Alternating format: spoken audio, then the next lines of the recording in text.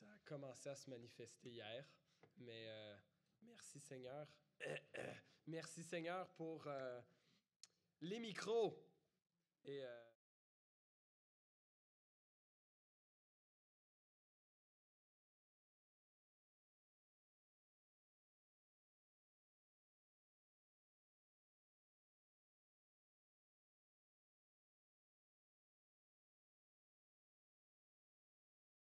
des centres de la grand-mère de mon épouse Lisiane et de sa sœur Andrea hier, dans la région de Gatineau. Et alors qu'on mettait en terre les cendres de la grand-maman, et certains ont pris la parole et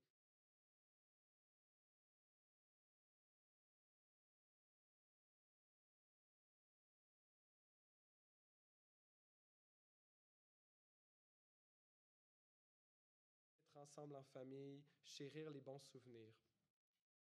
Et j'apprécie le sentiment derrière de telles affirmations. Évidemment, nos êtres chers décédés ne souhaiteraient pas qu'on passe le restant de nos vies dans la douleur de leur départ et que nous ne soyons pas capables de faire notre deuil et recommencer à profiter de la vie présente et future que Dieu nous donne. Ce qu'on n'est pas capable de faire si on reste attaché au passé révolu. Et même dans des funérailles chrétiennes, j'ai entendu des gens dire à propos de chrétiens décédés, je ne comprends pas que des chrétiens soient tristes dans des funérailles chrétiennes, les gens sont allés rejoindre le Seigneur, on devrait faire une fête pour une vie bien vécue. Et il y a une part de moi qui apprécie de tels commentaires, de telles convictions, mais je ne pense pas que ce regard sur le deuil soit vraiment pleinement biblique. Nous pleurons parce que nous avons aimé. Nous pleurons peu pour les gens que nous n'avons pas connus, mais pour les gens que nous avons connus, qui nous ont aimés et que nous avons aimés, oui, nous pleurons. Là où nous avons, si le deuil, on pourrait dire même si le deuil est la trace de l'amour donné, plus l'amour fut grand, plus la peine est profonde. Et nous allons voir aujourd'hui comment David, qui était sur le point de devenir roi d'Israël, quand il va entendre la nouvelle de la mort de son ami bien-aimé Jonathan et de son père, le roi Saül, David ne va pas simplement dire, bon, ben, ils sont avec le Seigneur et on peut remercier le Seigneur. David a pleuré, il a jeûné, il a déchiré ses vêtements, il a versé de la cendre sur sa tête, comme on faisait dans cette culture à l'époque. Il a composé un cantique, il a ordonné qu'il soit enseigné à tous les Judéens, que la complainte de l'arc où il dit « Comment des héros sont-ils tombés ?» Nous allons voir comment David n'a pas honte de pleurer la mort de ses bien-aimés et comment il le fait de façon même surprenante. Prions avant d'ouvrir la parole de Dieu. Seigneur notre Dieu, merci parce que tu es le Dieu de la vie. Parce que tu es celui qui nous a donné la vie, Seigneur, tu es celui qui connaît précisément le nombre des jours de notre existence. Et lorsqu'ils arrivent à leur terme, que ce soit visible d'avance ou pas, notre vie terrestre prendra fin un jour pour possiblement nous tous par le jour de notre décès, mais si le Seigneur Jésus revient avant, par son retour.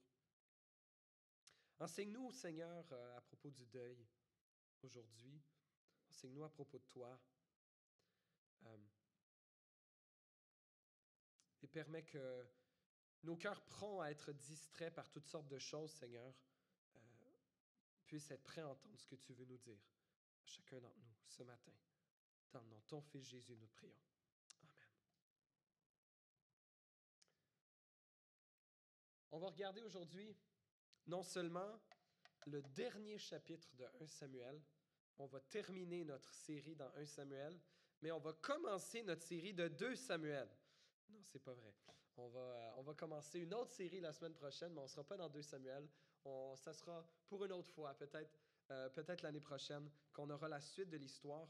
Mais le premier chapitre de 2 Samuel est thématiquement lié avec le dernier chapitre de 1 Samuel. Donc, on va regarder les deux ensemble ce matin. Je vous invite à ouvrir votre Bible avec moi, à suivre avec moi.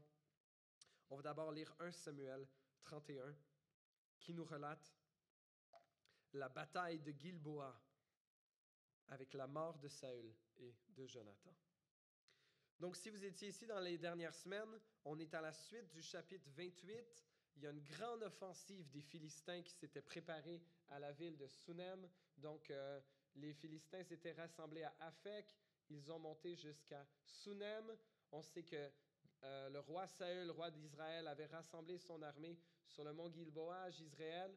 Le roi Saül est allé consulter une voyante à la ville de Endor. Il est revenu. Il a appris qu'il allait mourir le lendemain.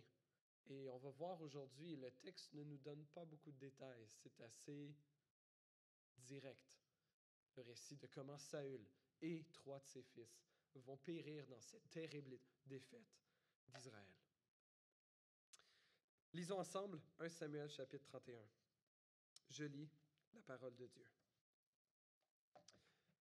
Les Philistins livrèrent bataille à Israël, et les Israélites prirent la fuite devant eux. Ils tombèrent morts sur le mont Gilboa.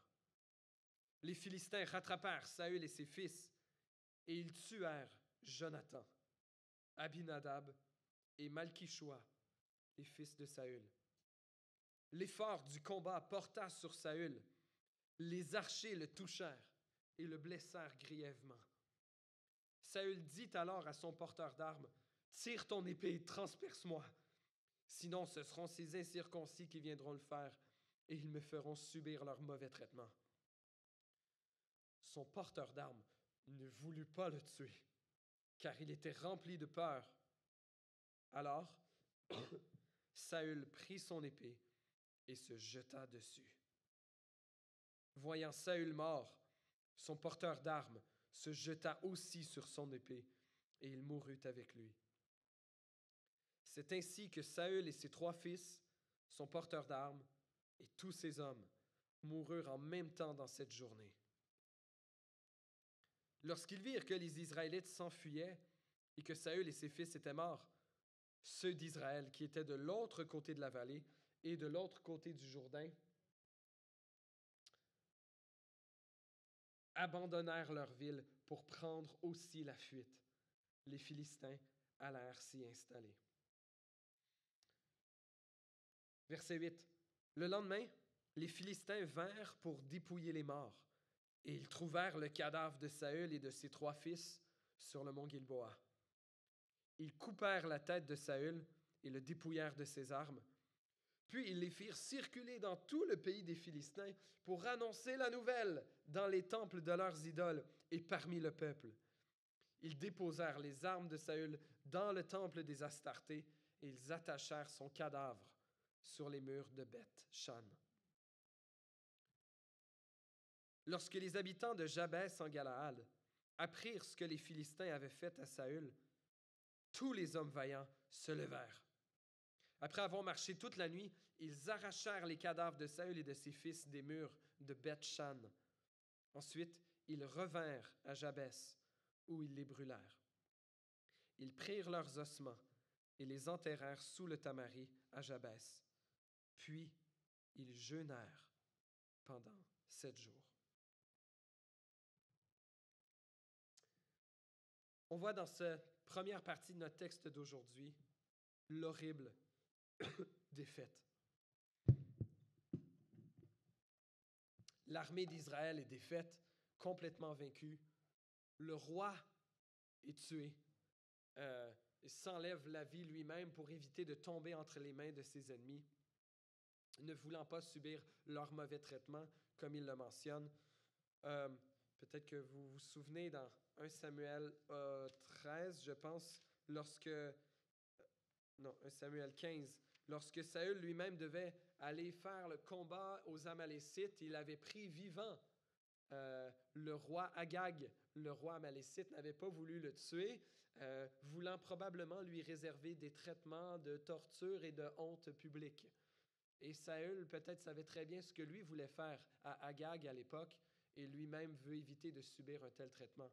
On se souvient peut-être ce qui s'est produit à Samson dans le livre des Juges lorsqu'il a été capturé par les Philistins. On lui a crevé les yeux, il a été transformé en esclave, style comme un animal, comme un âne, à moudre du grain. Et lorsqu'on faisait une grande fête pour le roi Dagon, les Philistins veulent produire Samson devant eux pour qu'ils les divertissent. Ils veulent que Samson leur serve de divertissement, alors de voir ce grand héros déchu. Saül ne veut pas subir ce tel traitement et préfère se jeter sur son épée et mourir de sa propre main, plutôt que de subir de tels traitements. Mais qu'est-ce que ce texte nous apprend? Eh bien, si vous avez été avec nous dans les derniers mois, on a vu que ça faisait longtemps que la fin de Saül était décidée. Saül que Dieu avait élevé à la royauté d'Israël, à la demande du peuple d'Israël envers Dieu de leur donner un roi, lui qui semblait timide et qui semblait avoir fait des bons coups au début, 1 Samuel 11, on va en reparler tantôt, il avait délivré les habitants justement de Jabès en Galaad. Lorsqu'on voulait faire mourir les gens qui s'étaient opposés à son règne, Saül dit non. Dieu a donné une grande victoire aujourd'hui. Il n'y a personne d'autre qui va mourir. Lui qui semblait ne pas vouloir avoir la royauté, qui se cachait dans les bagages, si vous vous souvenez, lorsque Dieu avait révélé publiquement que c'était lui qui allait être le roi d'Israël. Saül a chuté à plus d'une reprise. Et le texte qu'on vient de lire se retrouve dans son texte parallèle dans 1 Chronique. Donc, à partir d'ici, environ dans le récit de Samuel, il commence à avoir un texte parallèle dans le livre des Chroniques, dans 1 Chronique 10. Les 9 premiers chapitres de Chroniques sont essentiellement des listes de noms. À partir de 1 Chronique 10 commence l'histoire. Et il y a ce même récit qu'on vient juste de lire qui apparaît dans 1 Chronique 10. Et l'auteur de Chroniques nous rappelle pourquoi Saül est mort, en fait.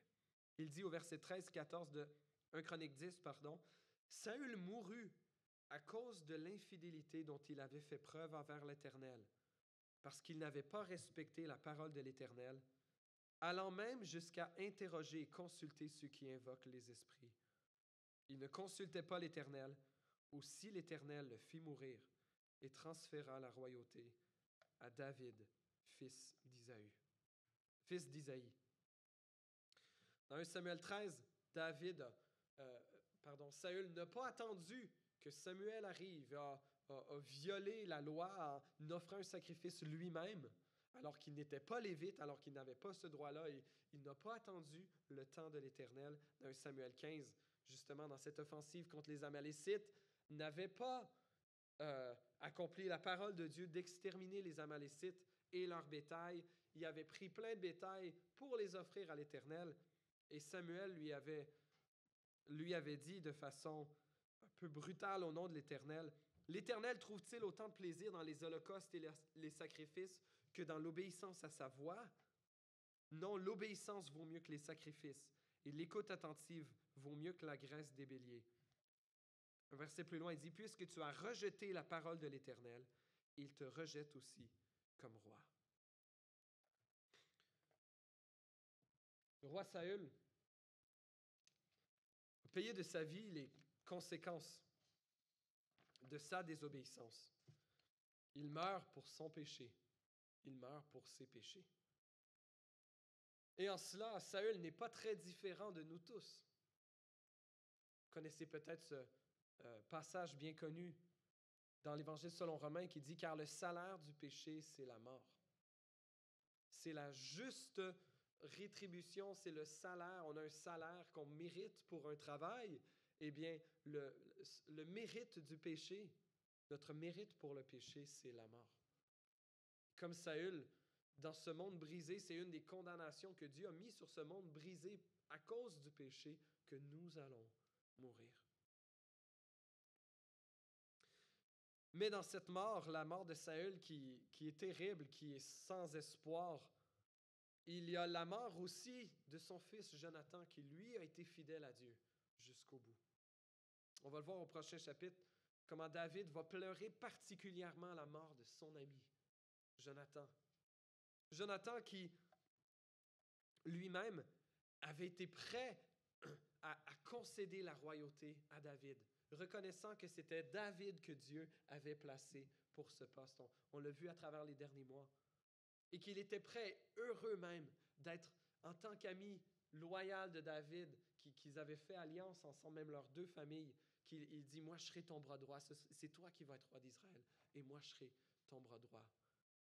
Finalement, une prophétie qu'à moitié accomplie.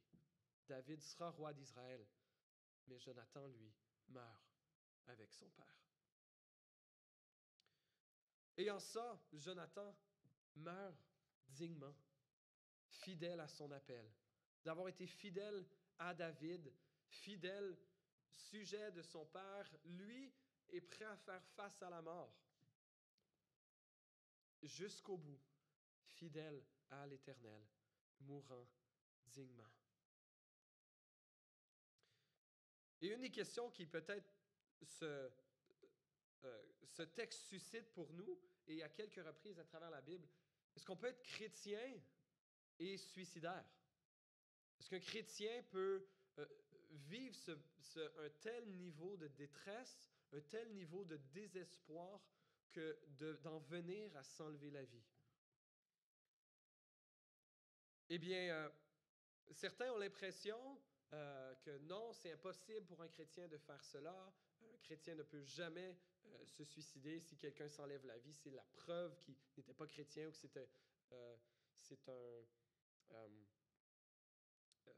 une forme de péché impardonnable. La Bible ne parle pas clairement, ne dit pas clairement, ne tranche clairement ni d'un côté ni d'un autre. Ce que la Bible est claire, par contre, c'est que des hommes de Dieu peuvent très bien être suicidaires.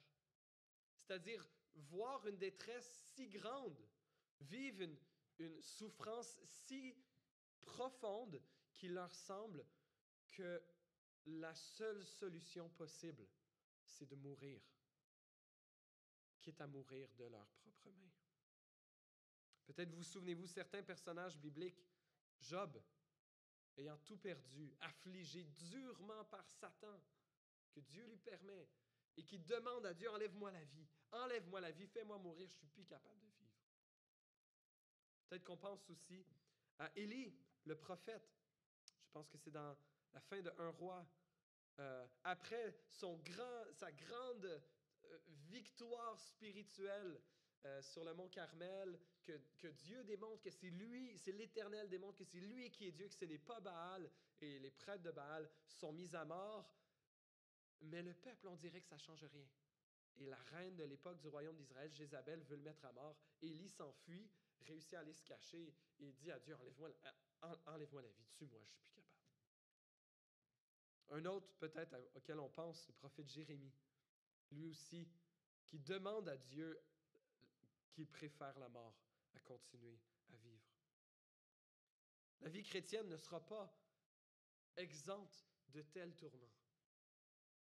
Et certains d'entre vous l'avez vécu de près ou de loin, comment une telle détresse, comment la dépression peut venir à nous saper tout espoir pour notre vie.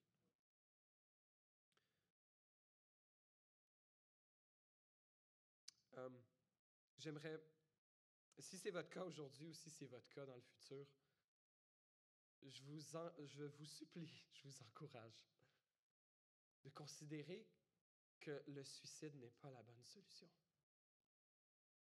Qu'il y a encore de l'espoir. Qu'il y a encore de l'espoir en Dieu, qu'il y a encore de l'espoir autour de vous.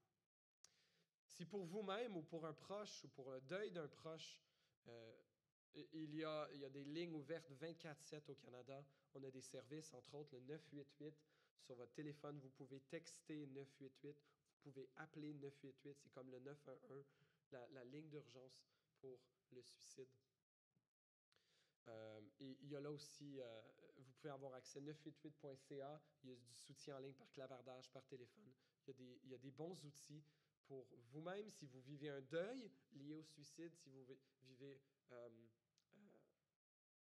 l'inquiétude pour un proche ou si vous-même pensez à vous enlever la vie. Je vous encourage.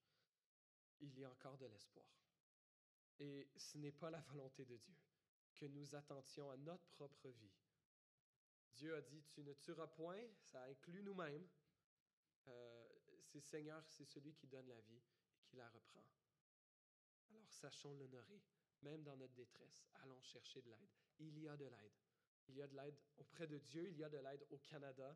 Il y a plus d'aide qu'il n'y en a jamais eu aujourd'hui. Alors, profitons-en. Je close cette parenthèse et je continue avec ce que les Philistins ont fait lorsque ils ont trouvé finalement le cadavre de Saül et de ses fils.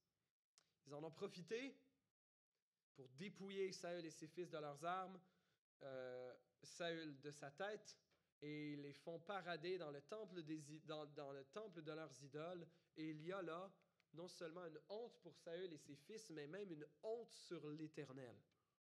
Car ils font parader le roi d'Israël loin de l'Éternel. Yahweh n'a pas réussi à protéger son roi. La preuve que Dagon et les Astartés et nos dieux philistins sont plus puissants que l'Éternel.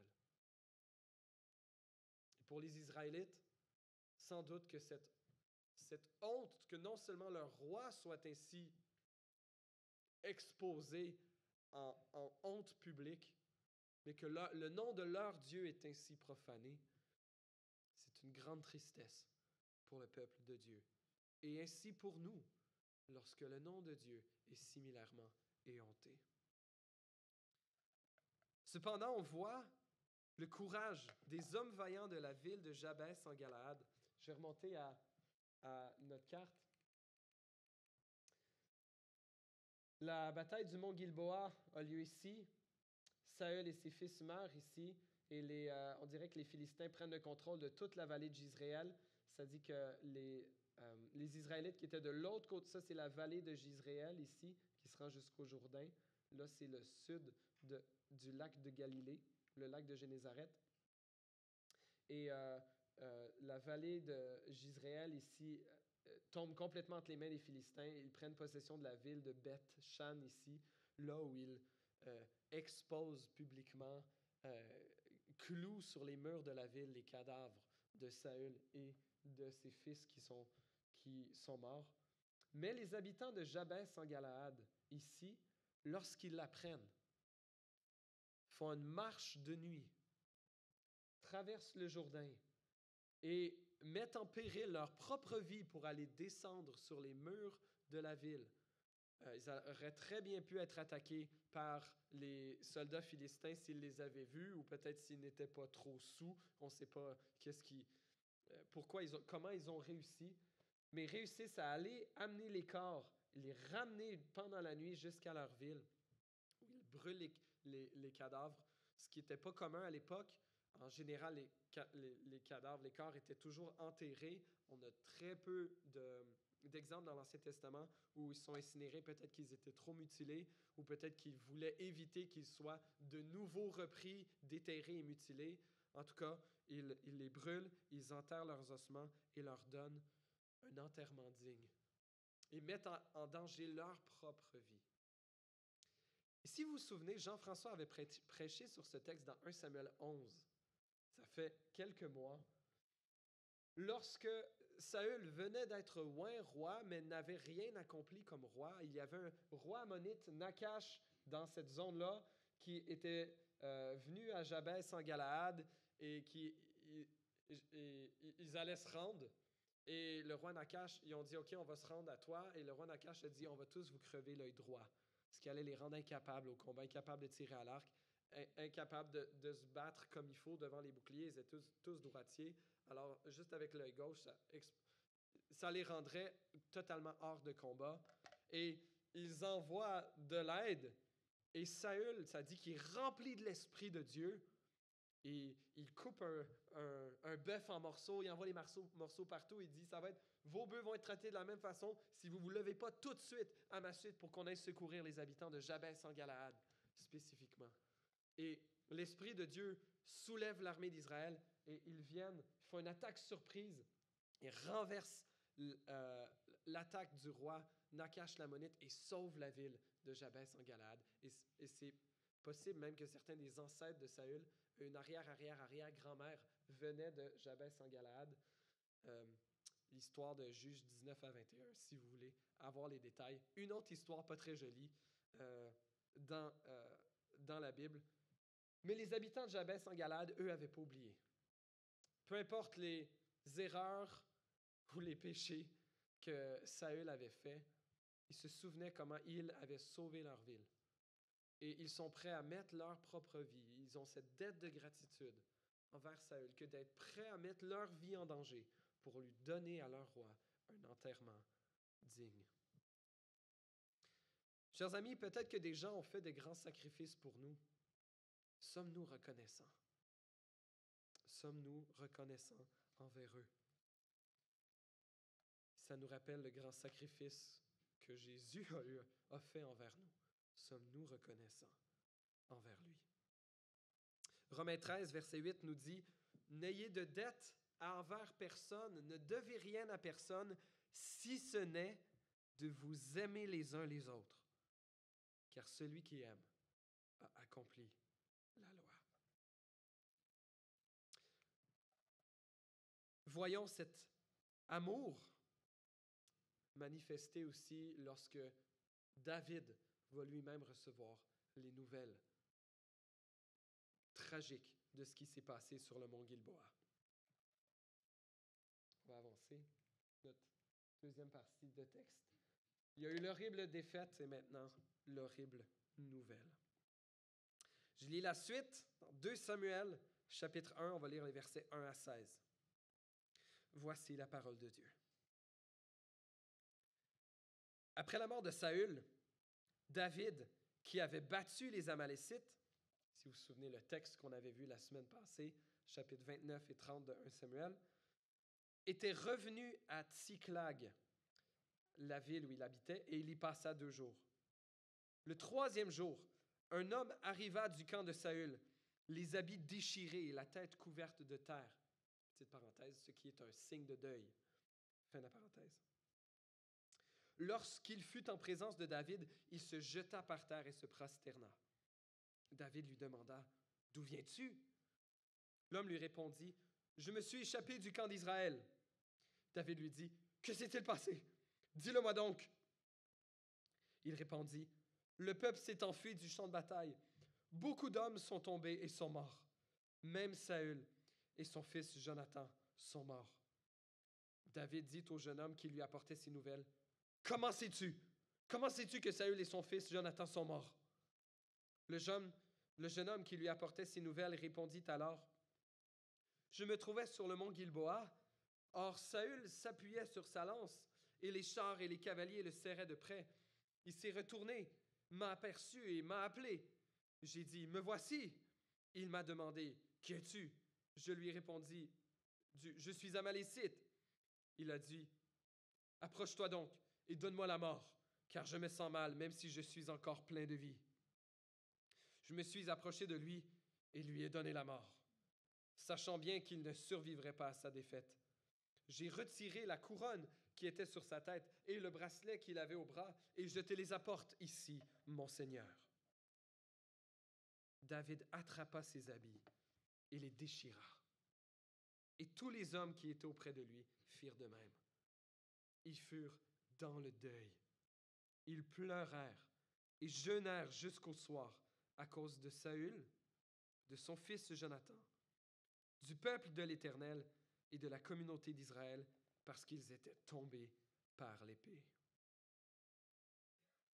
David dit au jeune homme qui lui avait apporté ces nouvelles, « D'où viens-tu? » Il répondit, « Je suis le fils d'un étranger et d'un Amalécite. » David lui dit, « Comment se fait-il que tu n'aies pas eu peur de porter la main contre celui que l'Éternel a désigné par onction et de lui donner la mort? Puis David appela l'un de ses hommes et lui dit, « Approche-toi et tue-le. » Cet homme frappa l'Amalécite et celui-ci mourut, tandis que David lui disait, « Que ton sang retombe sur ta tête. En effet, ta bouche a témoigné contre toi, puisque tu as affirmé avoir toi-même donné la mort à celui que l'Éternel avait désigné par onction. » Voici la parole de Dieu. On n'est pas dans des textes très, très jolis ici, n'est-ce pas? Mais qu'est-ce qui s'est vraiment passé? On vient de voir dans le chapitre d'avant, le narrateur nous dit que Saül a justement demandé à son porteur d'armes de le tuer, celui-ci a refusé et que les épées étaient trop longues pour être capable de soi-même se transpercer, donc il s'est jeté sur son épée, il s'est donné la mort. Son porteur d'armes, voyant cela, fait de même. Mais là, on a cet jeune homme amalécite qui arrive et qui dit que Saül lui a demandé que c'est lui qui lui a donné la mort. Que comprendre de cette discordance entre les deux récits? Les interprètes sont unanimes qu'on a ici affaire à un homme cet homme amalécite, qui a cherché à profiter d'une situation, qu'il a menti en fait dans son histoire. Le narrateur nous a dit ce qui s'est passé. Et même David, on dirait qu'il n'est pas certain de croire vraiment l'histoire de cet homme, mais il lui dit, « Ta bouche a témoigné contre toi, puisque tu as affirmé avoir toi-même donné la mort à loin de l'Éternel. » Cet homme amalécite, on peut peut-être essayer de reconstruire ce qui s'est passé. Peut-être qu'il a vu lorsque Saül s'est suicidé, ou peut-être qu'il se promenait sur le champ de bataille. On a vu dans le chapitre d'avant que les Philistins ont juste trouvé le corps de Saül le lendemain de la bataille. Donc, ça a donné un certain temps pour que des hommes comme cet Amalécite, peut-être qu'ils venaient piller les cadavres après le combat, et il tombe sur le roi. Il le reconnaît peut-être avec ses habits royaux. Les Philistins ne se sont pas rendus compte que Saül a été tué. Ce n'est pas eux qui l'ont capturé, qui l'ont mis à mort. C'est Saül qui l'a fait lui-même. Et donc, l'Amalécite en profite pour prendre la couronne, puis un bracelet qui témoigne que vraiment c'était au roi. Et qui sait s'il s'est dit, « Wow, ça vaut vraiment cher, mais hey, si je me fais pogner avec ça, on va dire que j'ai tué le roi ou que je suis un pilleur de cadavres. Qu'est-ce que je pourrais faire? Oh oui, je pourrais aller voir David, celui que le roi Saül a persécuté pendant tellement d'années, puis celui que tout le monde sait qui va être le prochain roi d'Israël. Si je vais lui dire que c'est moi qui a tué Saül vraiment par grande compassion pour lui, peut-être que David va être particulièrement content à la fois de ma compassion et que je l'ai rayé de son pire ennemi qui cherchait sa mort. » Alors, fait un bon acte, fait un bon show, arrivent les vêtements déchirés, la tête couverte de terre, de cendres, et donne une apparence d'être en deuil, tandis qu'il semble être question qu'il cherchait à profiter de la situation. Et ça allait être une bonne job de gouvernement qui allait l'attendre dans le gouvernement de David, que d'avoir été celui qui a finalement mis fin au problème de David. Mais ce n'est pas du tout ça qui se passe. David lui dit, au verset 14, « Comment se fait-il que tu n'aies pas eu peur de porter la main contre loin de l'Éternel? » David lui-même, qui à 2 reprises aurait eu tout à fait la possibilité de tuer loin de l'Éternel, a retenu sa main et a dit, c'est à Dieu de le prendre. Et probablement que le porteur d'armes de Saül, lui aussi, la même expression au verset 4, le porteur d'armes ne voulut pas le tuer car il était rempli de peur, peut-être sachant, non, je ne peux pas faire ça. Je ne peux pas faire ça. Saül lui-même n'était pas prêt à accepter la volonté de Dieu, les souffrances, même si c'était des souffrances qui étaient prévues pour lui. En tout cas, David, lui, en tout cas, notre ami amalécite ici a mal lu la situation. Il a cherché à profiter, menti pour profiter, mais Dieu finit par exposer son mensonge. Ainsi en est-il de nous tous, chers amis. Nos mensonges, ce que nous cachons, lorsque nous cherchons à profiter d'une situation en tordant la vérité, Dieu le sait. Dieu le sait. Vous savez, avec les enfants, et c'est même encouragé par les spécialistes en éducation des enfants, en développement des enfants, de jouer à coucou avec les enfants. Et ce que mon père me dit qui s'appelle la permanence de l'objet, lorsque, avec les enfants, on se cache derrière nos mains, les petits là, d'1 an et moins, coucou! Et là, on se met derrière nos mains, et là, l'enfant ne sait plus qu'on est encore là, et on réapparaît, coucou! Mais des fois, on joue à coucou avec Dieu. Hein? On se cache derrière nos mains, puis on dit, « Ah, Dieu ne me voit pas. » Mais Dieu va finir par exposer nos mensonges. Et la vérité finira par retentir au grand jour, que ce soit ici-bas ou que ce soit au jour du jugement.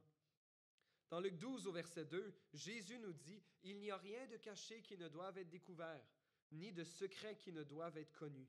C'est pourquoi tout ce que vous aurez dit dans l'obscurité sera entendu en plein jour, et ce que vous aurez dit à l'oreille dans les chambres sera proclamé sur les toits. » Nous avons bien souvent la sottise de croire. Pardon, c'est fin de la citation de Jésus dans Luc. Nous avons bien souvent la sottise de croire que parce que nous avons trompé le regard des êtres humains, que nous avons trompé le regard de Dieu. Quelle folie! L'apôtre Paul, dans Romains 2, verset 16, nous dit « C'est ce qui paraîtra le jour où, conformément à l'évangile que je prêche, Dieu jugera par Jésus-Christ le comportement secret des hommes. » Venons dans la lumière, pendant qu'il en est encore temps. La meilleure personne pour confesser vos fautes, chers amis, c'est vous-même. Auto-stoulez-vous. Que ce soit à un ami proche pour confesser un péché, que ce soit un époux, une épouse, que ce soit à votre patron, à la direction du travail, que ce soit auprès de la police pour un crime non déclaré. Et personne de meilleur que vous-même pour amener vos péchés dans la lumière, sachant qu'il y a un pardon divin qui est disponible. Et peu importe les conséquences terrestres que nos péchés mériteront, à juste titre, mieux vivre la justice ici que de faire face à la justice divine au jour du jugement. On voit, je voulais faire cette réflexion aussi. Parfois, et à ma honte, j'ai eu cette idée. Éventuellement, telle ou telle personne, que ce soit dans un niveau national, au niveau politique, ou que ce soit dans des choses personnelles, quand telle personne va être morte, on va être débarrassé du problème. Et David ne réagit pas ici par rapport à Saül. David ne souhaite pas la mort même de son ennemi. Combien son attitude est digne d'être émulée par nous tous. Je vais sauter celle-ci, je vais revenir.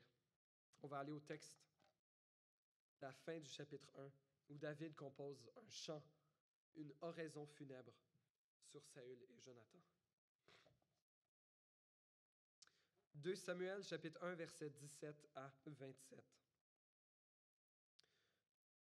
Voici la complainte que David composa sur Saül et sur son fils Jonathan. Il ordonna de l'enseigner aux Judéens. C'est la complainte de l'arc qui figure dans le livre du juste. Petite parenthèse, la complainte de l'arc, on l'appelle ainsi peut-être parce qu'il est question de l'arc de Jonathan plus tard, probablement. Et le fameux livre du juste, c'est un livre qu'on n'a pas dans la Bible, mais qui est cité à 2 autres reprises aussi dans Josué, je l'avais ici, dans Josué chapitre 10 et dans 1 roi, où il est question, on dirait que le livre du juste était possiblement un recueil de chants ou de poèmes en l'honneur des héros d'Israël. Un livre qui ne nous est pas resté, peut-être parce que ça avait tendance à, contrairement à la Bible, juste nous dire les bonnes choses que les hommes et les femmes de Dieu ont fait, tandis que la Bible nous donne un regard beaucoup plus objectif sur la vie de ces héros. Donc voici la complainte de l'arc, verset 19. L'élite d'Israël a été blessée sur tes collines. Comment des héros ont-ils pu tomber? Ne l'annoncez pas dans Gath. N'en proclamez pas la nouvelle dans les rues d'Ascalon. Sinon les filles des Philistins se réjouiraient, les filles des incirconcis triompheraient. Mont Gilboa, qu'il n'y ait sur vous ni rosée, ni pluie, ni champ permettant de faire des offrandes. En effet, c'est là qu'a été jeté le bouclier des héros, le bouclier de Saül. Plus jamais on ne le graissera avec de l'huile. Devant le sang des blessés, devant la graisse des plus vaillants, l'arc de Jonathan n'a jamais reculé, et l'épée de Saül ne retournait pas à vide. Saül et Jonathan, aimés et chéris pendant leur vie, n'ont pas été séparés dans la mort. Ils étaient plus légers que les aigles, ils étaient plus forts que les lions. Filles d'Israël, pleurez sur Saül. Il vous habillait d'un cramoisi magnifique. Il mettait des ornements d'or sur vos habits. Comment des héros ont-ils pu tomber au milieu du combat? Comment Jonathan a-t-il pu être blessé sur tes collines? Je suis dans la douleur à cause de toi, Jonathan, mon frère. Tu faisais tout mon plaisir. Ton amour pour moi était merveilleux, supérieur à l'amour des femmes. Comment des héros ont-ils pu tomber? Comment leurs armes ont-elles pu être détruites? Fin de la complainte de l'arc.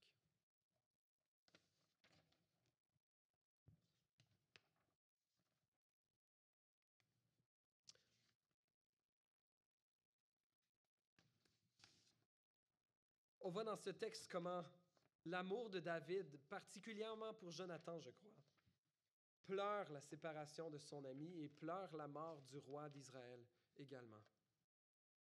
Il ne souhaite pas que la nouvelle soit publicisée dans les villes philistines, Gath et Ascalon, mais bien sûr, la nouvelle s'est déjà rendue.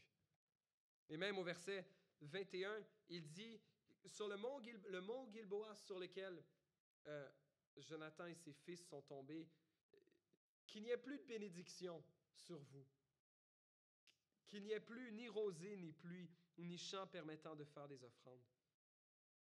Car c'est là qu'a été jeté le bouclier des héros, le bouclier de Saül.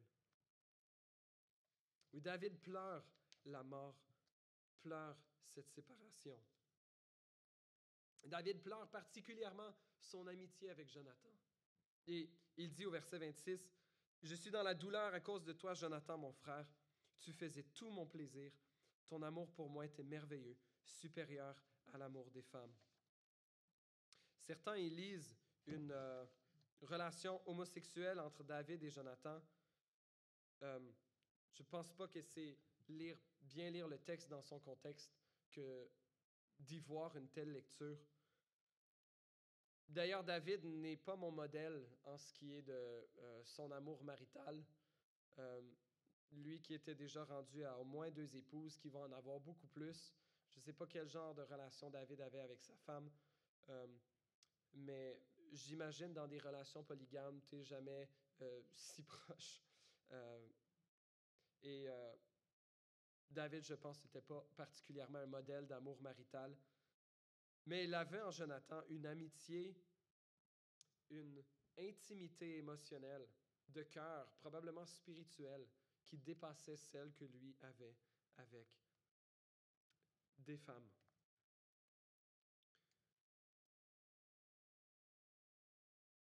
Mais encore plus que simplement de pleurer la séparation, David compose ce chant, ce poème, une lamentation comme la Bible nous en donne plusieurs.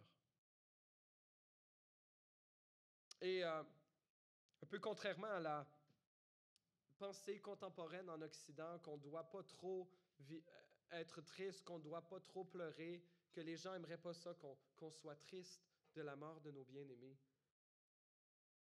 Il y a là peut-être un exemple pour nous lorsque nous faisons face à nos propres deuils et la séparation d'avec des êtres chers, de s'essayer à l'écriture, à écrire sur du papier ou à l'ordinateur, de réfléchir à comment mettre des mots sur nos émotions.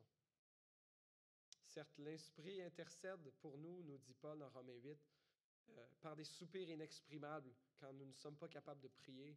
Mais il y a là un bon exercice pour nous, soit de reprendre des lamentations de la Bible ou écrire nos propres lamentations comme véhicule d'expression de notre deuil et de notre tristesse.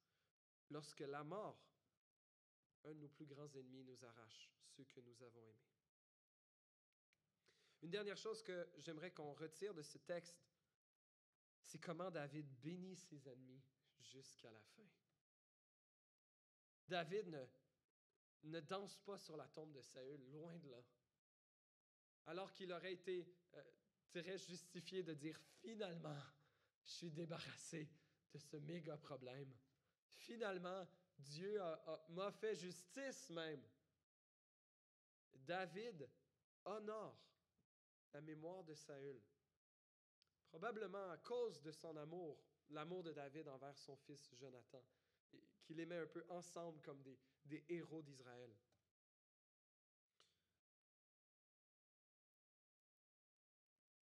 Jésus nous a dit, nous inviter nous de même à bénir nos ennemis, à prier pour ceux qui nous persécutent. Quel modèle David est-il ici pour nous? Et évidemment, encore bien plus, Jésus lui-même qui à la croix a dit, « Père, pardonne-leur, car ils ne savent ce qu'ils font. » Oui,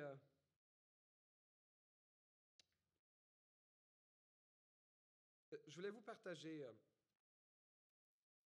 avant de conclure, un petit morceau du livre ici, qui s'appelle « Mémoires d'un pasteur ordinaire », qui a été écrit par un des grands théologiens de notre ère, un des grands théologiens américains évangéliques de notre ère, qui s'appelle Don Carson, qui lui-même a grandi à Montréal, de parents missionnaires ontariens, qui était venu au Québec comme missionnaire dans les années 1940. Et il raconte l'histoire du ministère de son père, qui n'a pas implanté de méga-church, qui n'a pas vu de grands mouvements de réveil, mais son père qui a été fidèle dans les petites choses et ardemment fidèle. Et donc ce livre s'appelle « Mémoires d'un pasteur ordinaire » et existe en français. Je l'ai lu il y a plusieurs années et mon épouse vient de commencer à le lire. Mais au chapitre 4 de ce livre, il est question d'une des plus grandes crises que M. Carson père, M. Tom Carson, a vécu dans son ministère. Et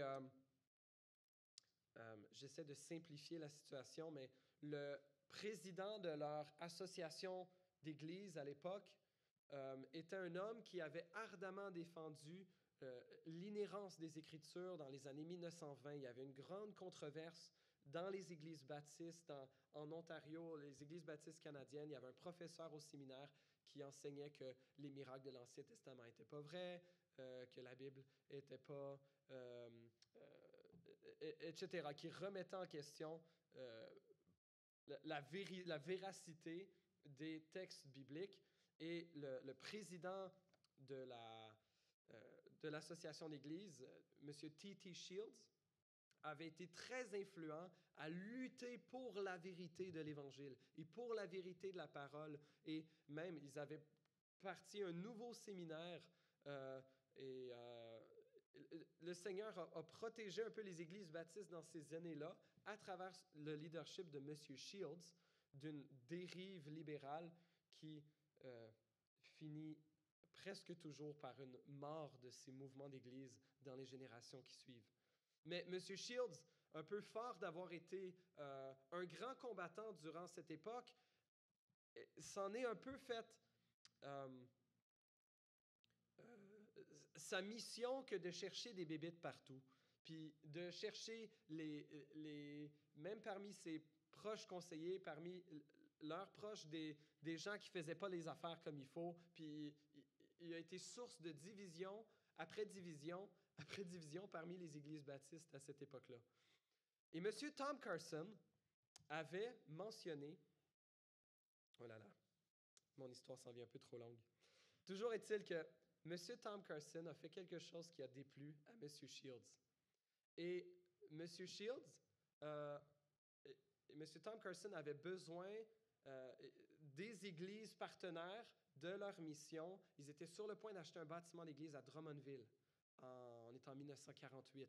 Ils étaient sur le point d'acheter un bâtiment d'église. Ils avaient besoin d'un 5 000 $ pour mise de fonds pour acheter le bâtiment à 13 500 $. C'est vraiment une autre époque, hein, avec l'inflation. Mais son salaire, c'était 1 800 $ par année aussi. Donc, ça donne une idée des proportions, son salaire commissionnaire. Mais M. Shields n'a pas aimé ce qui s'est passé. Il a fait renverser la décision. L'argent qui avait été donné à la mission pour acheter le bâtiment d'église, il a dit aux églises qu'il allait être utilisé pour d'autres fonds, pour continuer l'œuvre missionnaire au Québec auprès des Québécois, des Franco-Canadiens, des Canadiens français catholiques, mais que cet argent-là avait été un peu détourné. Et M. Tom Carson a fait des pieds et des mains pour essayer de comprendre ce qui se passait, essayer de convaincre les comités à l'époque un peu du bien fondé pour l'œuvre missionnaire évangélique au Québec à cette époque, et ça a été renversé. Finalement, il a dû écrire à leurs églises directement, lui a donné sa démission comme missionnaire de l'association dans laquelle il était. Et toute cette histoire-là, et que les églises ont commencé à le soutenir lui directement et l'église à laquelle il était affilié, ça a été un point pivot de la séparation des églises baptistes encore 2 fois à cette époque-là, sous le leadership hargneux de M. Shields. Toujours est-il que Don Carson, lui-même, 20 ans plus tard, l'auteur du livre, donc le fils, lorsqu'il a fait des études théologiques dans un séminaire, dans un cours d'histoire baptiste canadienne, on lui a raconté comment Tom Carson avait joué un rôle influent pour amener un peu cette division de M. Shields, mais qu'il l'avait fait jamais de façon rétributive, et que dans toutes les lettres qu'il avait écrites aux églises, il n'a jamais critiqué M. Shields. Et il l'a fait en ayant un honneur presque surnaturel pour celui qui venait les trahir. Et Don Carson relate dans le livre comment, après ce cours-là, il est allé voir son père. La prochaine fois qu'il est allé voir ses parents, et il leur a dit « Papa, maman, pourquoi j'ai jamais entendu parler de cette histoire-là qui s'était passée 20 ans plus tôt? » Et son père lui dit « Ouais, il y avait 2 raisons. La première, c'est qu'en tant qu'enfant de missionnaire, vous voyez les joies et aussi beaucoup de difficultés du travail missionnaire, et ta mère et moi, on a voulu vous épargner une mauvaise nouvelle de plus. Ça s'est fait alors qu'ils étaient tout petits, là. Je pense que lui est né un peu l'année qui avait suivi, mais il n'en avait jamais entendu parler. Même ses parents parlaient toujours en bien de M. Shields. Il parlait comment il avait été un grand héros pour la foi dans les années 1920. Il parlait comment sa mère citait des sermons de M. Shields. Puis M. Tom Carson a dit à son fils, « La deuxième raison, c'est que ta mère et moi, on a voulu se garder de l'amertume. Et on a fait le vœu de ne jamais parler en mal de M. Shields. Et jusqu'à aujourd'hui, 20 ans plus tard, on a tenu ce vœu. Et le professeur de séminaire de M. Carson avait terminé son explication de ce qui s'était passé 20 ans plus tôt, un moment un peu pivot dans l'histoire baptiste canadienne dans les années 1940.